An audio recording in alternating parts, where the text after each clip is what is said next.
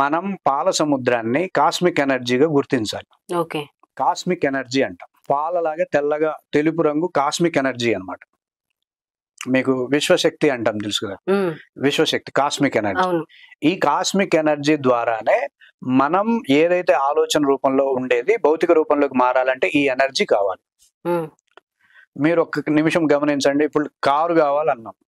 Car కావాలంటే ఆ car విశ్వశక్తి ద్వారా ఏర్పడాల్సిందే కదా. అవును. విశ్వశక్తి ఆకాశం అవుతుంది, ఆకాశమే వాయువు అవుతుంది, వాయువు అగ్ని అవుతుంది, అగ్ని జలం అవుతుంది, జలం భౌతికం అవుతుంది.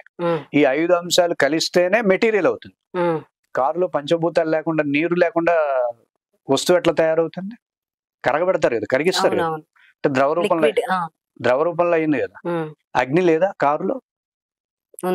ఉంది కదా. వాయువు లేదా కారులో? పొగ వస్తుంది కదా. ఆకాశం లేదా కారులో? స్పేస్ లేదా? మీరు కూర్చుంటుంది స్పేస్ అక్కడే కదా. సో అన్ని ఉన్నాయి కదా అందులో. ఆకాశం ఉంది, వాయువు ఉంది, అగ్ని ఉంది, నీరు ఉంది, మెటీరియల్ కూడా ఉంది. పంచభూతాలతో తయారయ్యే ఏ పదార్థమైనా సరే విశ్వశక్తి ఆధ్వర్యంలో అది పదార్థంగా మారాల్సి ఉంటుంది. ఇది క్షీరసాగర మదనం మనకు మొట్టమొదటిగా అందిస్తున్నటువంటి ఒక క్లూ. సో నీకు విశ్వశక్తి అనేది ఉంటే నువ్వు అనుకున్న ఆలోచనలు భౌతిక రూపంలో మారుతాయి. సో విశ్వశక్తిని పుట్టించే పని చేయాలి. సో విశ్వశక్తిని మదనం చేయడం కాస్మిక్ ఎనర్జీ అంటే. కాస్మిక్ ఎనర్జీని నీ సంకల్పానికి అనుగుణంగా విశ్వశక్తిని భౌతిక రూపంలోకి మార్చేదే క్షీరసాగర మదనం అంటే.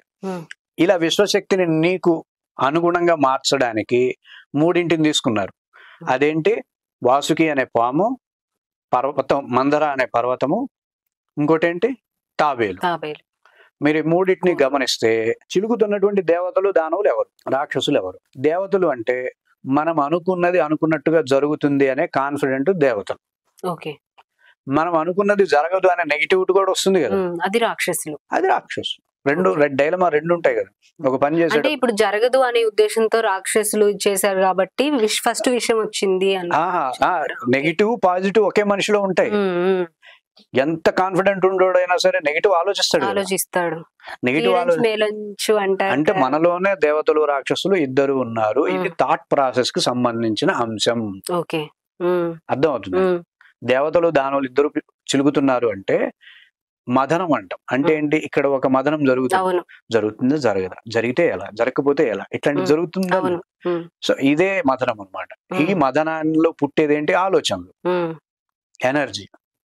అవునా కదా. ఈ ఆలోచనకి వాసుకి అనేటటువంటి ఎనర్జీ ఒకటి ఉంటుంది. వాసుకి పాము అనగానే మనకు ఒకటి గుర్తొస్తుంది. ఏంటది? పాము అంటే ఏంటి? పాము దేనికి గుర్తు? సుబ్రహ్మణ్య స్వామి. అలా భక్తిలో వెళ్ళకూడదు, సైంటిఫిక్ గా వెళ్ళాలి. పాము అనగానే పాము చెప్తున్నారంటే పాము ఫోర్స్ కి ప్రతీక. ఫోర్స్ ఒక చోటి నుండి ఇంకో చోటికి వెళ్ళడానికి అది ఉపయోగించే ఫోర్స్ అన్నమాట. అవునా కదా. పాము జాతి అన్నిటికీ ఉండేది ఫోర్స్. అది కాటేసే ఫోర్స్ కావచ్చు, ఒక చోటు నుండి ఇంకో చోటికి వెళ్ళే ఫోర్స్ కావచ్చు, అది శ్వాస తీసుకునే ఫోర్స్ కావచ్చు, వదిలేసే ఫోర్స్ కావచ్చు, అతీతంగా. అంటే పాముని అంటున్నారంటే అక్కడ అర్థం ఏంటి? పాముని కాదు, ఫోర్స్ అని అర్థం.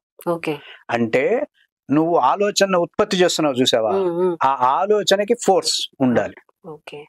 ఫోర్స్ లేని ఆలోచనలు యూనివర్స్ తో అనుసంధానం కావు. ఫోర్స్ ఉంటేనే యూనివర్స్ తో అనుసంధానం అవుతుంది అని చెప్పడం. రెండవది పర్వతం అంటున్నాడు. పర్వతం అనేది ఎలా ఉంటుంది? ఇలా ఉంటుంది, త్రిభుజాకారంలో. అంటే ఏంటి? ఈ త్రిభుజాకారంలో ఉంటున్నప్పుడు ఎక్కడం అనేది ఉంటుంది కదా. స్టెప్ బై స్టెప్ ఉంటుంది కదా. First stage, second stage, third stage, fourth, ఇలా స్టేజీల వైపే ఉంటుంది కదా పర్వతం అంటే. పర్వతం చిట్ట చివరిది ఫోకస్ పాయింట్. ఆ పర్వతం చిట్ట చివర ఉండే ఫోకస్ పాయింటే రేంజ్ అంటాం. అంటే ఇప్పుడు పర్వతం అంటే అర్థం ఏంటి?